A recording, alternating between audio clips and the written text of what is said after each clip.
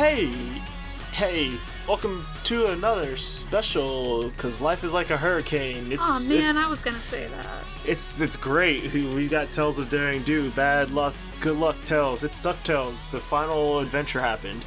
The reboot. So we're gonna do a special about that, because so far I think we've mostly just talked about Marvel things for the last few, as well as Steven Universe. So let's do some more cartoons, some DuckTales.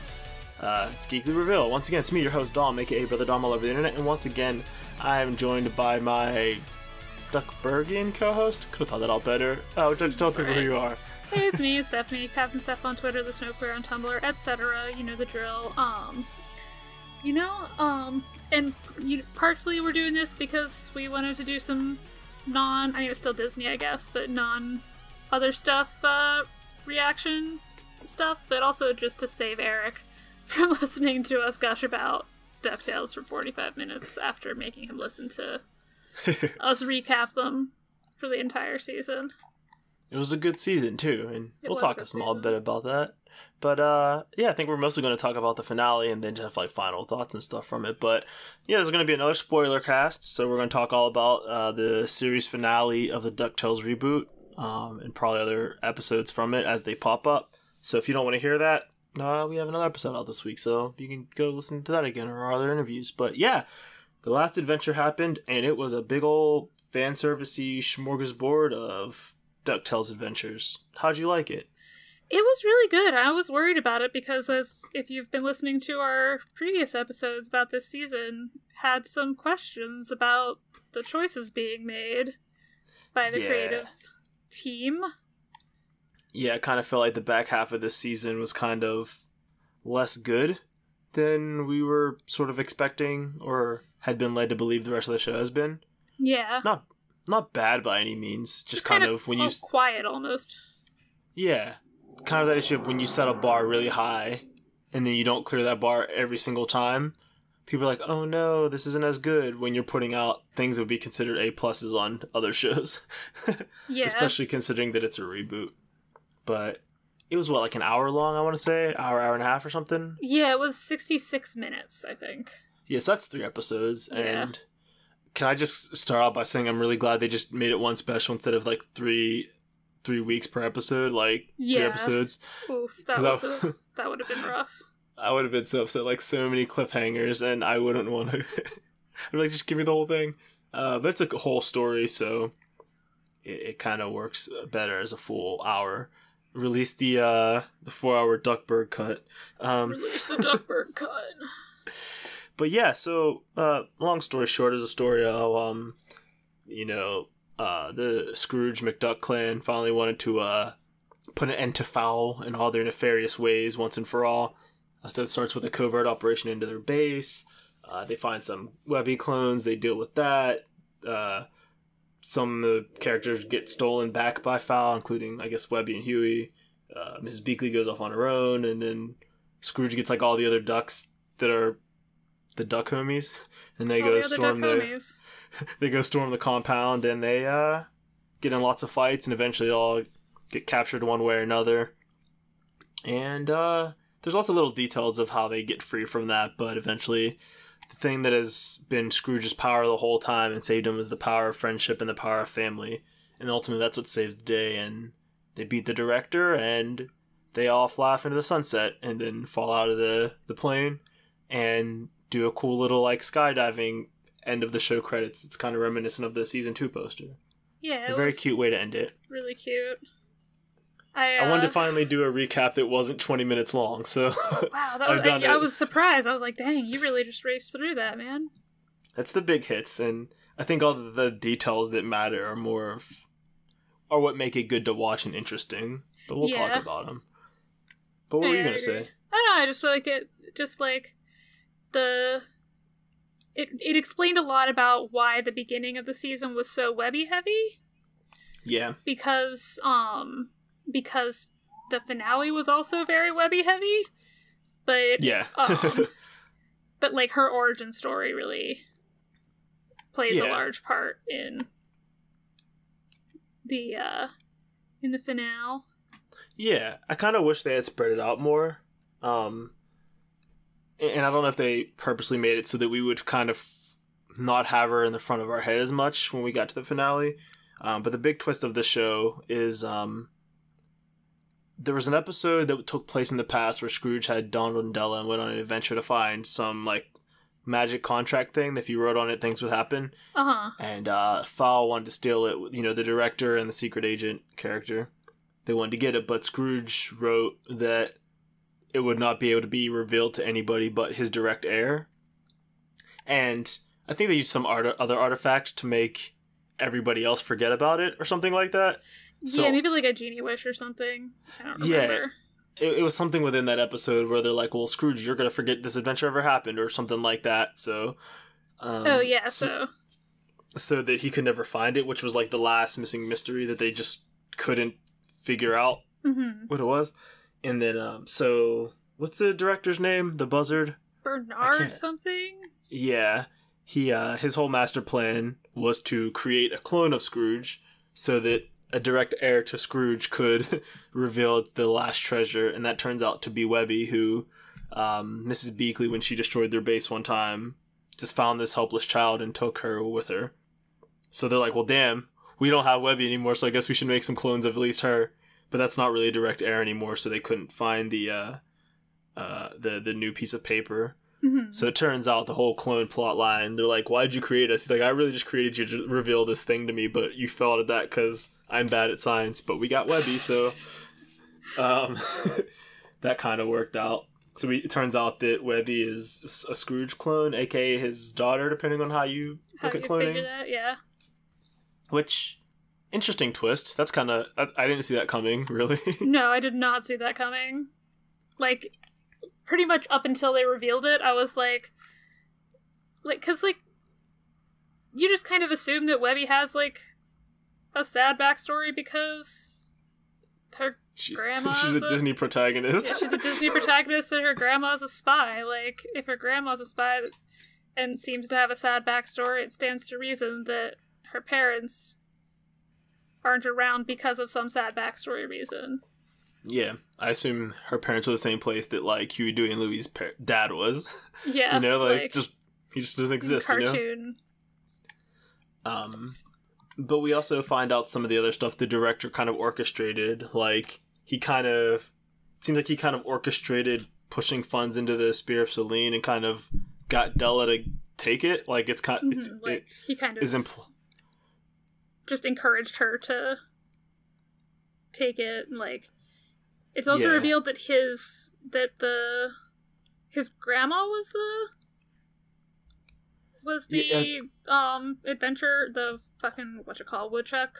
Yeah, the first woodchuck. Either his mom or his grandma. I want to say it was his mom because he's old as hell. So yeah, because he was the first junior woodchuck. So yeah, his maternal relation founded the woodchucks, and he's mad about it. Yeah, because she made him go on all these adventures that he was bad at and didn't want to go on them, which is kind of using TV tropes lingo. The reality ensues of, hey, what if, like, your older relative just took you on all these dangerous adventures? Like, actually, that would be terrifying. You would hate it. But Scrooge kind of does it in a better way. Yeah. Like, he lets his kids, his nephews and nieces and stuff sit out if they want to. Mm-hmm. And, like, he is teaching them, like, more, I guess, like, resourcefulness rather than just, like, throwing them into anything on... Like, he actually kind of guides them, which I guess it's kind of implied that the woodchuck lady was not so ideally supportive. Yeah.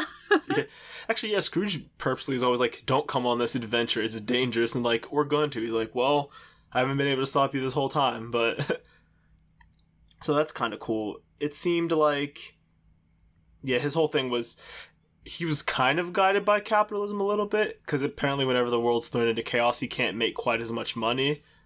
And that seems to be his external reasoning, but Which fair, but it also seems like you're not actually doing this for capitalist reasons. That's more of an excuse, and your reason is you're just mad at adventuring, so you're gonna act like, oh, I'm just a capitalist, I'm just super greedy. It's like, yeah, but you were always making money. Seems like you just hate adventuring. Yeah, like, becoming the CEO of Scrooge, like, this is a very complex master plot to to end the concept of adventuring. And also, like, it's not, I guess, like, he had captured, like, everyone else, like Goldie and, like... Yeah. So, like, he really was trying to stop literally anyone from doing adventures.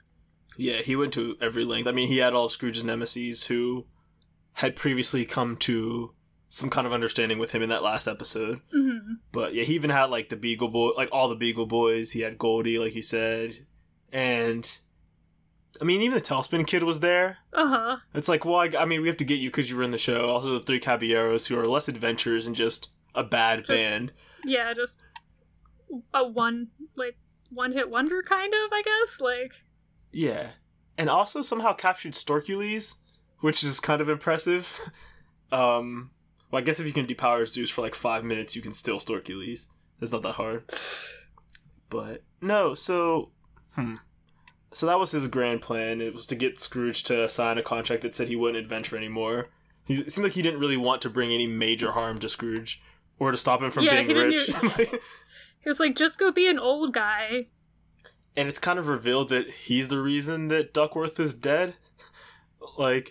Yeah. He's like, oh yeah, I tried to, like, separate you from everybody. Like, that's why Della went on the Spear of Selene, and that's what happened at Duckworth. Like, wait a minute, you just had this dude killed? Like, we can't gloss straight up had him murdered. And he came back as a ghost anyway, so not like it matters in the long run, but you did do that. Yeah, you actually made it worse. You gave him more powers. But yeah, it also calls back a lot of just devices and plot lines from the whole show. Like we said, it had the little contract paper, but it also brought back the reality warper from the Darkwing Duck episode. Yeah. And he made it so, like, it's not going to send you to other place now. It's just going to, like, remove you from existence, like on some Roger Rabbit shit. And that's terrifying to just drop people into things. Just a little bit. That's some Saturday morning cartoon level shenanigans, but... Yeah, that was... And, like, also the, like... Part of the reason that... Part of the issue is that like, all of the missing mysteries are getting, like, stolen. Like, that's kind of what leads them to the base in the first place, is, like, don't the other two clones steal the sword, like, Storkules' sword, and, like... Yeah, so, for some reason the McDuck family thinks it's a good idea to bring those clones back from Fowl. I don't know why they thought that was a good idea. I guess because Ms. Beakley did it once before and it turned out alright.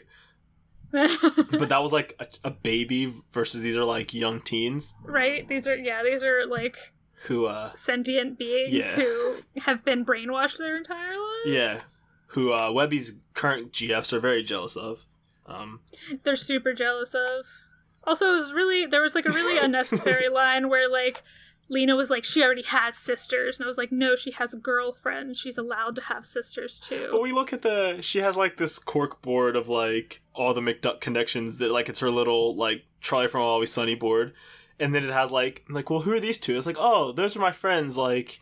But there's, like, a heart around Lena. It's like, oh, yes, my two friends that I drew hearts around. Yes, that's the basis of our relationship. My two friends who I heart very much. We wear friendship bracelets, and that's the source of Lena's magical powers. But, yeah, so that was kind of a weird plan from the Ducks, but they've done silly things the whole time, and... what else? So, yeah, they storm the castle, and we get to see lots of cool fights, actually, and That's true. All the characters get to show off their thing, like Darkwing Duck hates Gizmo Duck and likes Fenton. Uh-huh. And eventually comes to the conclusion that Launchpad is Gizmo Duck. Because Launchpad uses the armor, but he thinks that it was Launchpad the whole time, which is just silly that Darkwing Duck's kind of a doofus. Yeah, he's kind of a doof. Not quite on Launchpad's level, but, you know, his whole skill set is like he was an actor. He's not even like Batman where he's like a rich guy. Like yeah, he's literally like the guy who replaced the TV show actor. Yeah, like not like the original Darkwing Duck who was just a guy. This is just an actor who doesn't the powers of just a guy. He's but he's competent as the original Darkwing Duck. Maybe like a two or three punches below him, but still solves things the same old ways through luck, sheer determination, and then Launchpad and Goslin solved the issues. Yeah. Goslin got to be badass, like her slingshot and stuff like that. But But yeah, they get into a fight with Steelbeak again, who uses the smart ray that he had from before to make himself more smarter, I think his words. He doesn't make... Oh, also, they even had the fucking Rescue Rangers in their prison. Yeah, which I don't know why I don't even know how they knew the Rescue Rangers were out there. I know that they made them, but I didn't realize that they were aware of that. So good on them to bring it back. But... Because they from the last Steelbeak episode, they made them. Yeah, I know he made them. So, it seemed like... Oh, yeah. Just kind of that they were, to the characters in the show, an innocuous background detail. But to us that they were there. I don't know, maybe they knew about it, but yeah, Steelbeak made himself smart. He was originally a Darkwing Duck villain, right? I do not know the answer to that. I think he was. Because that fits more with like Darkwing Duck than just being in DuckTales, because he didn't really do... Yeah, Fowl was a Darkwing Duck thing. Okay. I think originally. But yeah, so he comes out and, you know, he's when he makes himself smarter, he becomes more of like a combat pragmatist. So he's able to like fight Gizmo Duck and Darkwing Duck, because Gizmo Duck's made of metal and Steelbeak can bite. What do birds do? Do they bite things? It's not a peck. It's a bite, but yeah, I guess he can bite through Gizmo Duck, and he can just overpower Darkwing. And he's smarter than Launchpad, but Launchpad can take a beating because they're like the same size. And eventually, he uses his Launchpad's just like a tank. Yeah, Launchpad just tanks damage. That's why he can crash a plane and walk out of it. He's just pure tank. But eventually, we find out they have all like the characters locked up, so he just calls back all of Scrooge's enemies to fight Launchpad, and Launchpad is just getting his ass beat by like 10 people, and still kind of standing. But the true hero of Duckburg. But at some point, the little Boyd robot reconfigures the Gizmo Duck armor to work again. Because yeah, like Gizmo Duck and Fenton and Darkwing get captured, but the armor doesn't, because you want to keep them separated, but it's a whole thing. But Launchpad tries to say the catchphrase and gets it wrong, but the suit's smart enough to say that's fine. To figure out, yeah, like, close enough. And then, Launchpad begins to pilot the Gizmo Duck suit, because he can pilot everything. I don't think he can land everything, but, you know, using gyroscopes and stuff, it kind of self-balances, you know? It's get it, Gyro Duck. And he beats everybody's ass, and they eventually get unhypnotized, and they're like, oh yeah, this is weird, but okay. So that was fun. Yeah, and Boyd's body gets destroyed, and he has to be, like, on Gyro's little angry light bulb man for a while. That was weird. Yeah, it was really weird, but kind of cute, you know? Yeah, weird in a cute way, not, like, weird in, like Gravity Falls body horror kind of way. Yeah, like, I think his head has popped off before, maybe, but he's like, guys, where's my body at? Oh, we should explain. So, when all the adults go to storm Fowl Castle, they're like, hey, Dewey, you remember how we made sure to set up that you can fly the plane? We need to just fly this plane and just, you know, keep our escape ready, and Lena, use your magic to make it invisible. And Louie, like, yeah, keep everyone's all you spirits high. kids just hang out. Yeah, just hang out on this plane while we go, like, go try to get into danger. While the adults fix things, which is always how it works well on a children's show. And they proceed not to fix things at all. Because despite the fact that, like, Donald, Della, and Scrooge can kind of fight, Donald and Della were never around when Andrew Carnegie Duck got a mech butler guy. So like, oh, yeah, cute little baby. And Scrooge's like, no. And then it's not a baby. And they bring back, like, the Fountain of Youth de-aging water. To, fucking Rockefeller Duck. Yeah, Duckefeller. Rockefeller, Rock-a-Duck, Rockabye Duck Baby. They age the little butler back up into a big monster. Big Frankenstein monster man. He just handles, like, despite the fact that Donald and Della can do that thing where they, like, zip around you really fast, they're no match for a tank class. It's just how it works. So the boys are, the kids are like, oh, we gotta help. And Lena's like, finally, so she can drop the invisibility field, which was very dangerous. And Don Crenage shows up. Very funny that the Tailspin bad guys show... Well, I guess it happened with Fowl, but, like, yeah, the Tailspin bad guys show up far before the heroes do from that show. And he wants to finally get his revenge on Dewey, which he can't because Dewey's a better pilot because he's a main character. And he plays chicken with him, and Don Crenage gets scared and crashes, and something crashes their plane. I think just reckless flying. Probably just reckless flying. But of course they survive it. They've survived a launch pad crash before, so because Dewey realized, he's like, I'm not as smart as Scrooge, and I'm not as like fearless as Mom, and Louie's like, then be yourself. He's like, yeah, aw. then Dewey it. Yeah, it was cute. It was very Time cute. to Dewey it. So they do all that, which I thought was fun, seeing everybody get to use their powers, and then, I mean, I guess Violet doesn't really have any powers, but she's still got to fight at some point by knowing things. She's got the power of knowing things. Yeah, which is, reading is fundamental. Also, her dads have no clue that she's just off She's off on some, like, random island, like, stopping, or, like, on a plane, like, stopping supervillains. Yeah, which, those poor guys, they have no idea.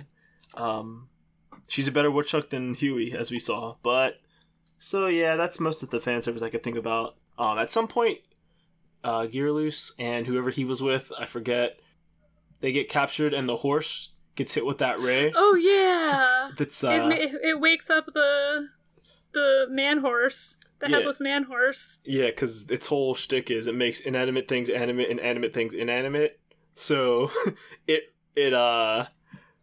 unanimates his body but reanimates his head. He's like, oh great, oh man, like this is the way I wanted it to be. It's like the old guy in Hunchback of Notre Dame who keeps like escaping prison and then falling into like manholes and stuff. Yeah, and they use that to reference Gargoyles, the old Disney cartoon, when he's like, "I live again," was like a line in the intro. And they play like a similar song, like while Rock Thing is coming alive. So it's, I think it was the same guy that voiced the main Gargoyle. So it's like they know what they were doing, awesome. Giving as much fan service as they can. But that's, I guess, April, May, and June. Webby was codenamed April, and the two twins are May and June. I guess that's a reference. I guess Daisy had her analog of nephews in some of the old like cartoons and comics. Oh yeah. Named April, May, also, and June. I forgot that it starts out with like Daisy, like Donald and Daisy are like, I just want to go on vacation. Yeah. And like, let the man go on vacation. Like Della's giving him shit for wanting to like go away, but like this man. The last time people thought he was on vacation, he was like lost at sea. Yeah, because he was captured on the moon first. Captured on the moon, like.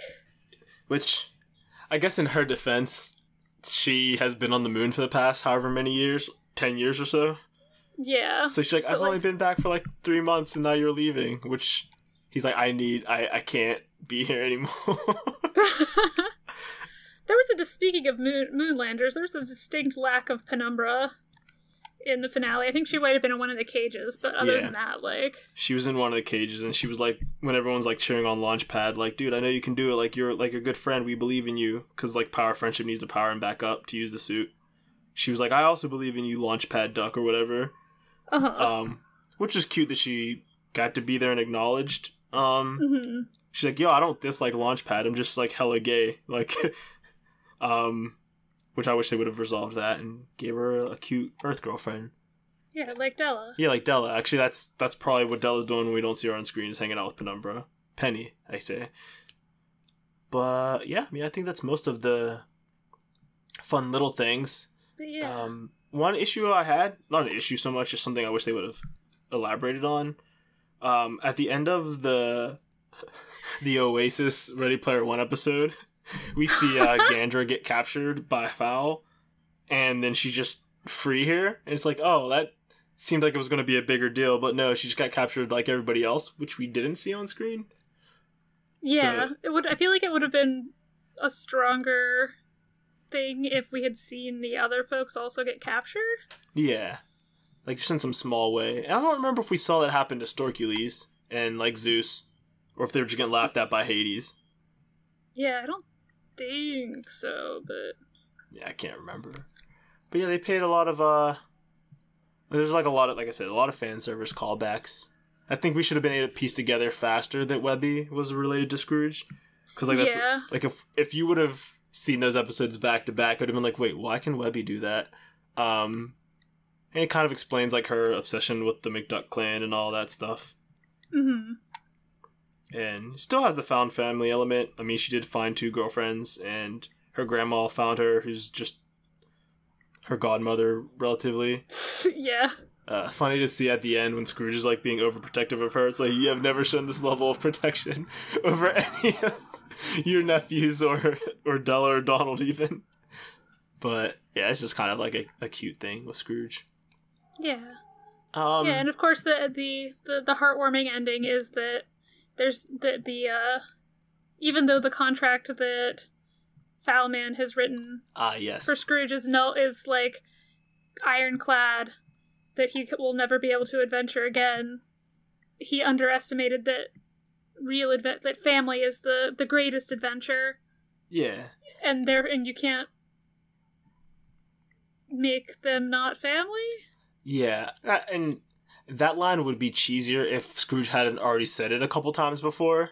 So it's like, it was more of a payoff rather than just like an ass pull.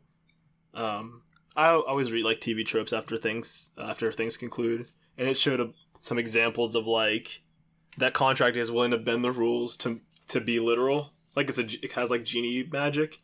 Uh-huh. So like even the stuff they were making it do the first time was kind of like, I mean, you could theoretically put it this way. That kind of logic to it. So by saying, yeah, family is the ultimate adventure, so you can't stop me from adventuring if you're making me stay with my family. The contract's like, that's good enough for me. Yep, you're no longer bonded. See you later. And he throws his henchman into the murder machine, we could just call it. Yeah. And Black Heron, the spy lady, she's like, cool, you're finally a villain, told you, haha, you suck. He was like, I'm just trying to be an accountant. Yeah. And the sword he had, like, that amps your own power up, made him, like, a really ugly monster man, which is kind of cool. And then Scrooge's villains come out, and he's like, guys, I'm not a villain. And, like, Magica's like, no, you really aren't. You're so bad. Like, you got defeated by this guy easily. We at least make him work for it. You just got beat up by his friends. Like, Scrooge didn't even stop you. You got beat by the kids. Yeah.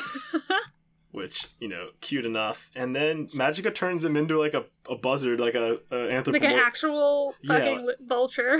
Yeah, like a non-cartoon vulture. Well, he's a cartoon, but, like, non-anthropomorphic. Yeah. Like, in the same way that, like, there was the bit with Penumbra and the ducks. Yeah, kind of like the way her brother did, actually. That we saw in the Scrooge trial episode, how her magic turned her brother into, like, a non-sentient bird. Oh, yeah, yeah. Seems like she purposely did it to this guy. I guess for revenge for being captured? Because other than that, he didn't really do anything to the villains other than lock them away and threaten to maybe kill them? Possibly, that if that was the case, then yeah. Then that's bad. Or that's punishable, at least, I guess. Yeah. And what's his face? The Magica gonna Magica. Yeah, she does what she wants to do. And Flintheart Glumgold was there, just kind of laughing. Even he was like, when people got turned into like mindless zombies to fight for Steelbeak, he wasn't successfully doing anything. He was kind of cheering because he's that ineffectual. But other than that, no Mark Beeks though. Oh yeah, I don't remember seeing him. He might still be stuck in cyberspace. That would be funny. Or like, I guess no, he's just a horrible businessman. He doesn't really try to adventure. He just tries to steal ideas. So there's not really any need to stop him from doing what he's doing on a daily basis. If you stop Scrooge, then you don't have him stealing Gizmo Duck or whatever. Yeah. Oh, I like that Lena doesn't have to use her costume to use her powers, unless it's like a super move. Yeah, I like that too, because her costume is corny looking at best. Yeah, which is fine. It's a kid show. It's a kid show, yeah. But I didn't love it. I'll be honest. But yeah, I mean, yeah, and we got to see like Webby's character development. She wanted to know about her past and stuff like that, and she can kick ass and mimic people well, which is a skill we've seen her mimic voices before. So, and we like part of she has like a very like movie plot arc in this, like, because she wants to know about her family, and so she actually, like, she doesn't get captured by Foul so much as she escapes and pretends to be one of her clones. Yeah. For a while in order to, like, learn more. Then she gets captured, but it's after she has done quite a bit of infiltrating on her own. Yeah. And successfully, like, subdued the other clone and just pulled the old switcheroo that all the triplets can do, because they look exactly the same without their clothes. Red hat, Twitblade. Yeah. Red nephew. Yeah, Gearloose is a treat, because he just doesn't see... He's smart enough to know the difference, but just chooses not to care. Oh yeah, at one point, he's like telling the nephews how to break them out, and I think Dewey's like, we're 10. He's like, just cut the red wires. Like, oh yeah, whenever they need to save the world, it's powerful, but you asked them for this. Oh, we're kids. Yeah, come on. That was a good line, actually. Yeah. But I liked it. I think good. there's a really good send-off to I would love to see more adventures, and you never want to see something good end. Mm-hmm. But it was a very good send-off, too. Yeah. I'd rather see it end relatively on its own terms, or at least have an ending, than to not have an ending, because that's just disappointing when things don't end. Yeah, especially when, like, you're building a real plot arc like this was.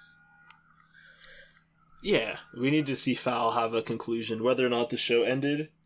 Because it's not like the show finished in a way that said there could never be any more adventures. It was just like, well, Fowl is done. Yeah, exactly. At least as it currently stands. I'm sure Stillbeak is still out there, just being a Darkwing Duck criminal, but not with Fowl. But overall, good reboot. I think that's... Yeah, very solid reboot. They fleshed out characters, gave them personalities, while still letting them be cookie cutter of each other in ways that they wanted to, but gave them unique skills. The animation in this episode was also beautiful, like very fluid animation.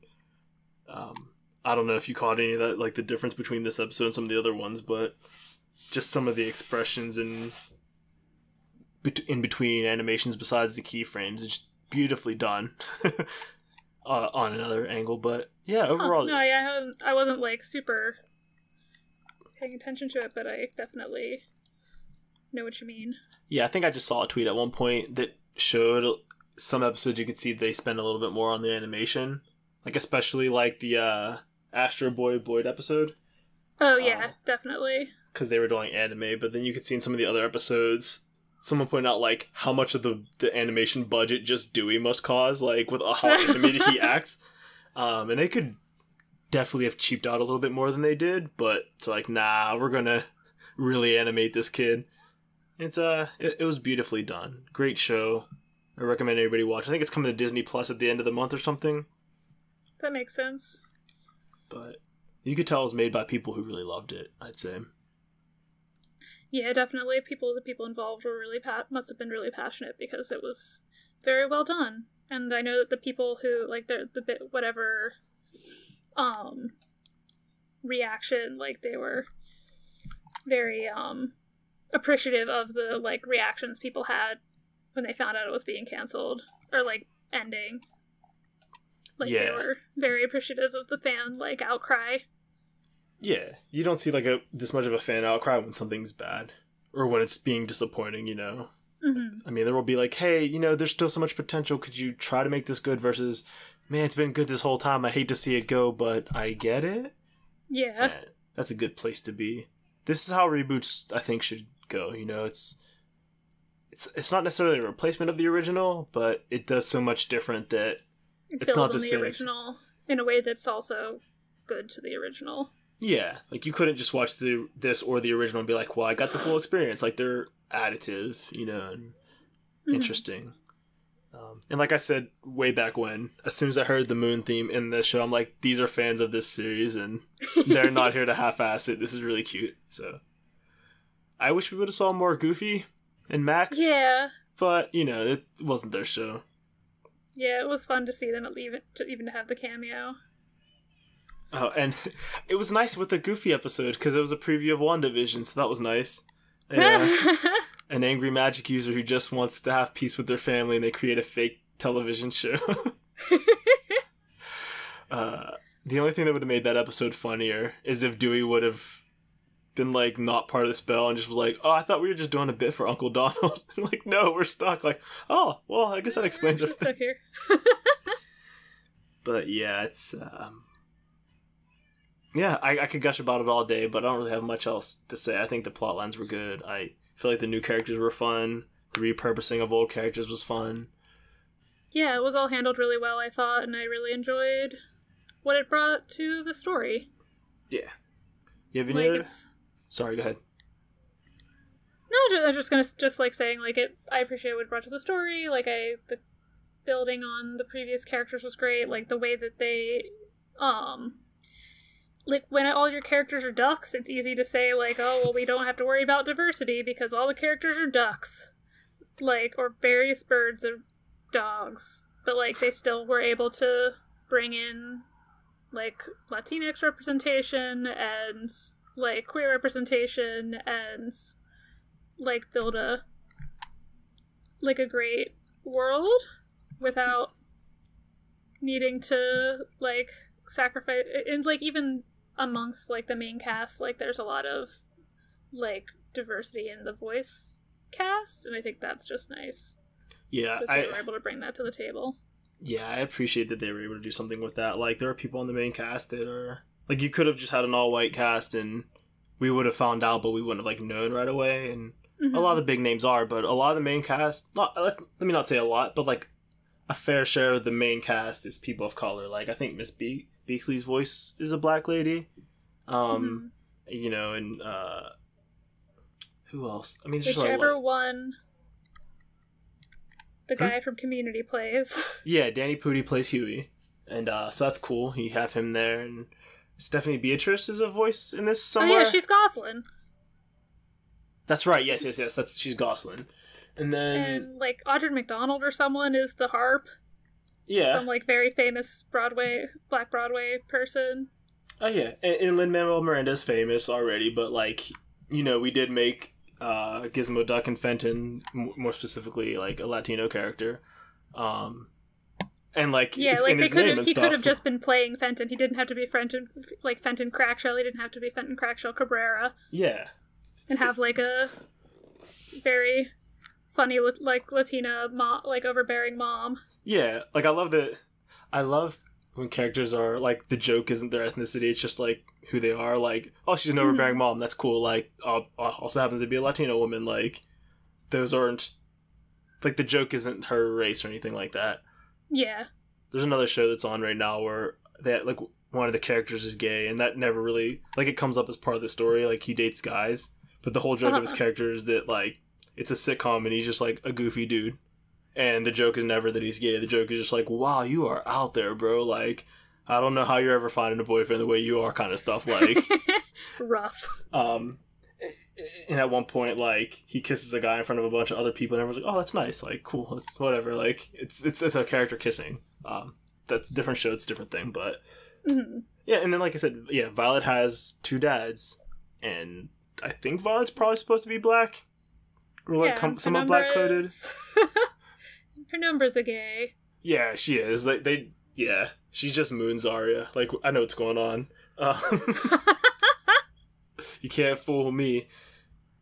But yeah, tons of good things to say about this show. Sad to see it go, but happy to see it go on such a high note and show that reboots don't have to be garbage, or like you could still.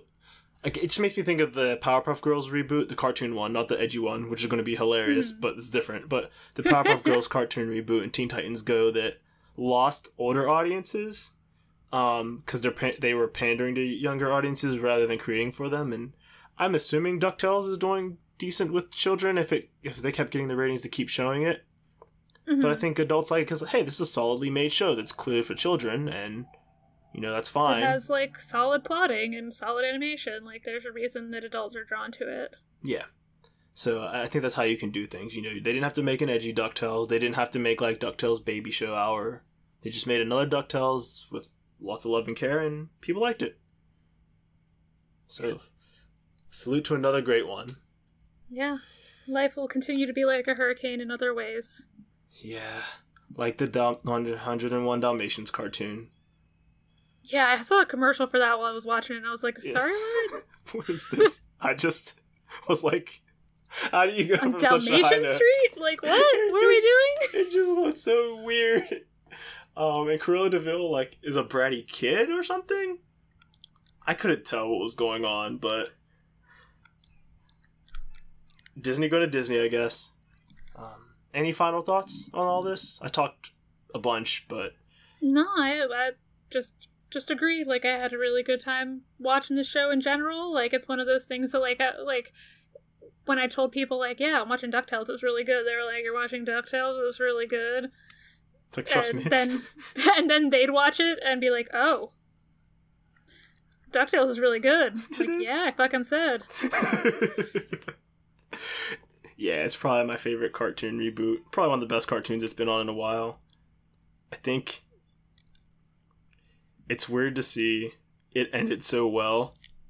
And, like, Steven Universe and Universe Future ended it so... like, weirdly. Like, okay, this is cool, I guess. Like, I'm glad there's a conclusion, but I felt this was more conclusive, and it didn't even conclude anything other than, like, this could have just been a season finale, but the show feels like there could have been another, like, arc villain later on. Yeah, like, we could have just been like, oh, well, Magica, like, brought back an army, or, like, there's some other, like, Flintheart decided to get his shit together, or, like, where's the mayor at from, you know? They could have done more, and I'd love if they did, but this feels cool. It's done. High note. Main plot solved. All the relationships are tied up. Cool. But Steven Universe had, like, a full-ass ending where, like, hey, we stopped the big bad. I'm like, golly, that happened quick. And, oh, he's a monster now, but not really, and he's gonna leave? I feel like I needed more to feel complete with that, versus this, it's just, I want more, but I'm fine. And, I don't know. I'd like to interrogate that at some point. Not right now, but, you know. It was... overall, just, like, a really good time, so can't gush enough. You cut off for, like, an entire 2 minutes there from, like, full-ass ending on. I have no idea what you said. No, it's fine. No, I was just, for all intents and purposes, I was just saying it ended so much. I think about this ending versus, like, Steven Universe and Steven Universe Future. Mm-hmm. And, like, those had, like, actual conclusions to, like a series conclusion, versus this just kind of had, like, a plot ending. And, like you said, it could have went to another series. Yeah, and that left me wanting, like, I felt like I needed more to get a complete ending, versus this, it was just like, I want more, but I don't need more. But that was like, so Steven just talked White Diamond out of, like, mass genocide conquering, and then we time skip to the movie, and everyone in the universe is just fine with it except someone that was personally hurt by Pink Diamond. Yep. Like, what about all the stuff the Crystal Gems were doing for the past millennia? Like, we're all just cool with that now? Like, Earth wouldn't be so pissed. War crimes some more. Yeah, like, as an Earthling, I'd be like, I guess that's fine. They didn't really do anything to us that we could tell, but, like, seems like they were going to destroy us, and they've destroyed most of the universe? Like, and everyone's fine with it now because, like, some little white kid told White Diamond to stop and she listened? Like, I don't know if I trust that. Like, it's... And then he just leaves town, like, well, this is the end of my arc. I'm going on an adventure. Like, sounds like your arc just started. Right. Like, but... Versus, like, this, it ended in a way that made me just like, oh, it's a cute ending. They're all, like, going into little friend groups, you know? Like, Darkwing Duck's in freefall and can't do anything without his two best friends. Like, it's like symbolic. It's on the nose, but it's like clearly symbolism. Like, he's falling even though he has all the tools, but they're like, no, we'll hold your cape, and now we can land safely. It's like, that's it. That's Darkwing Duck. That's the show. Like, that's it. Yeah. But still, he did it in a cute way, and yeah, that's it. I'm done. That's it. That's the show. We loved it. Yes. Despite some complaints about the way that the third season panned out order-wise, I guess. Like, the overall presentation is a solid... I'll give it a 9 out of 10 for the whole show. Yeah, I'd give it a 9 out of 10. And I wonder if there was any background stuff that maybe changed, that could have been that last 10, like, were they rushed at the end? Did they want to do another season? Like, maybe stuff could have been finalized with the Three Caballeros. Maybe Tailspin would have had an actual arc. Maybe we got, like, some Darkwing Duck stuff. Mm-hmm, but those are, like... just the one, but... Yeah, but those are things that get you from, like, a 9 to a 10, and... You don't really need that. You passed with a 9. Like, yeah. You got an A. Yeah, and if we grade on a curve, we're at, like, 12 out of 10, but... Yeah, for real. Yeah, I think I'd give it a 9, 9.5. Really good. didn't expect much from it at all. You probably could tweet search me saying, who's asking for this? Who needs this? I wouldn't be surprised if I said some incorrect ass shit like that. But yeah. Turns out it was us. We needed it. Did I need this? It's a feel-good show. Let's end it.